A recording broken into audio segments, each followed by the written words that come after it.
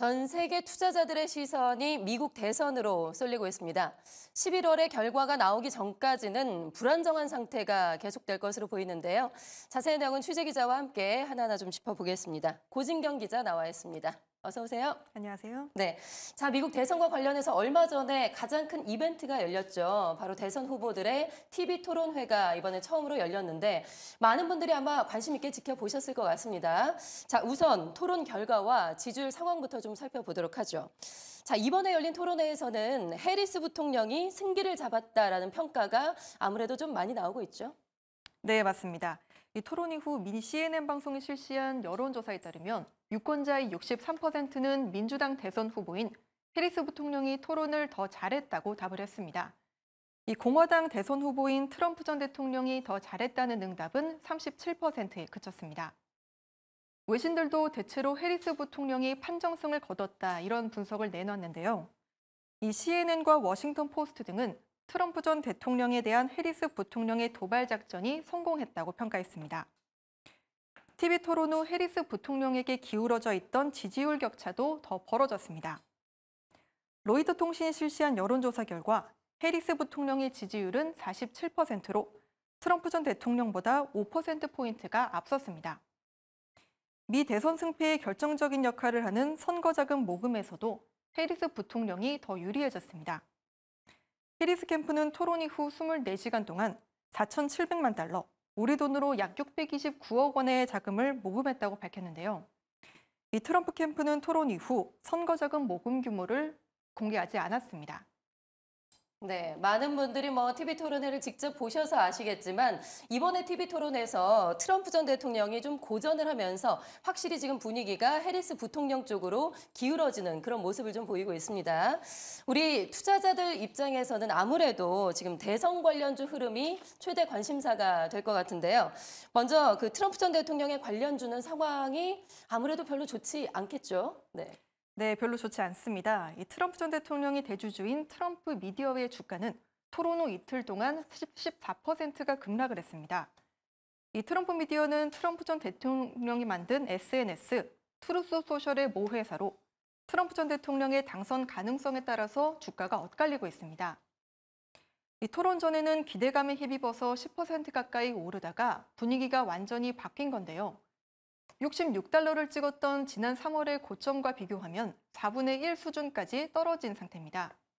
이 트럼프 전 대통령의 강경 이민 정책 수혜가 기대되는 민간 교도소 관련 기업들도 타격을 입었습니다. 트럼프 전 대통령 재선 기대감에 오르던 민영 교도소 운영업체 지오그룹과 코어시빅 주가는 약세로 전환을 했습니다. 친트럼프 자산으로 분류되는 비트코인 투자자들도 실망감을 나타냈는데요. 트럼프 전 대통령은 가상자산 대통령을 자처하며 비트코인의 우호적인 행보를 보이고 있죠. 이 비트코인 개당 가격은 토론 당일 56,000달러 선까지 빠졌다가 지금은 조금씩 낙폭을 회복하고 있습니다. 네, 트럼프 관련주는 종목을 가릴 것 없이 지금 다 하락을 하고 있군요. 토론 결과에 대한 실망감이 그대로 이렇게 주가에 좀 반영이 된 것 같습니다. 반대로 지금 해리스 전 부통령 관련주 같은 경우는 분위기가 상당히 좋을 것 같아요. 관련주가 대표적으로 어떤 것들이 있고 얼마나 좀 올랐을까요? 네, 해리스 수혜주로는 대표적으로 친환경주가 꼽히는데요. 이 해리스는 바이든 대통령의 정책 기조를 이어받아서 인플레이션 감축법 정책을 포함한 에너지 안보와 기후변화 정책을 펼칠 것으로 전망이 됩니다. 이 대선 토론 날 태양광 업체인 퍼스트 솔라와 썬러는 각각 15%와 11% 급등을 했고요. 전기차 업체 루시드와 리비안도 강세를 보였습니다. 이와 함께 전기차 충전 업체인 차지포인트 홀딩스와 전기차 개발에 나선 포드도 해리스 수혜를 받을 것으로 기대가 되고 있습니다. 증권가에서는 당분간 해리스 트레이드가 계속될 수 있다는 전망이 나오는데요. 해리스 트레이드는 해리스 부통령이 집권할 경우 수혜를 볼 것 같은 자산에 투자하는 것을 말합니다. 이 트럼프 트레이드가 빠르게 취소되면서 그 자금이 해리스 트레이드로 옮겨가고 있다 이렇게 해석을 할 수 있겠습니다. 증권가에서는 트럼프 트레이드의 핵심인 경기 민감주 비중을 줄이고 친환경주를 포함한 성장주 비중을 늘리라는 조언이 나왔습니다. 네, 정말 우리 투자자들 발빠르게 움직이고 있는 것 같습니다. 친환경주를 중심으로 해서 해리스 부통령의 당선에 대한 기대감이 또 그만큼 반영이 되고 있는 것 같습니다. 자, 그리고 우리 국내 증시에서도 이 해리스 트레이드가 그대로 좀 나타나고 있다고요. 네, 토론이 끝난 날 국내 증시에서는 2차 전지 관련주들이 급등을 했습니다. 전기차 배터리 기업인 삼성 SDI와 LG 에너지 솔루션은 각각 9%와 5% 올랐고, 신재생 에너지를 개발하는 SK 이터닉스는 상한가를 기록을 했습니다. 이 2차 전지 관련주인 포스코 퓨처엠과 에코프로비엠, LNF, 엔캠 등은 이틀 연속 급등한 후에 오늘은 소폭 하락을 했습니다. 또 태양광 관련주인 한화솔루션, 신재생 에너지주인 SDN 등도 강세를 보이고 있습니다.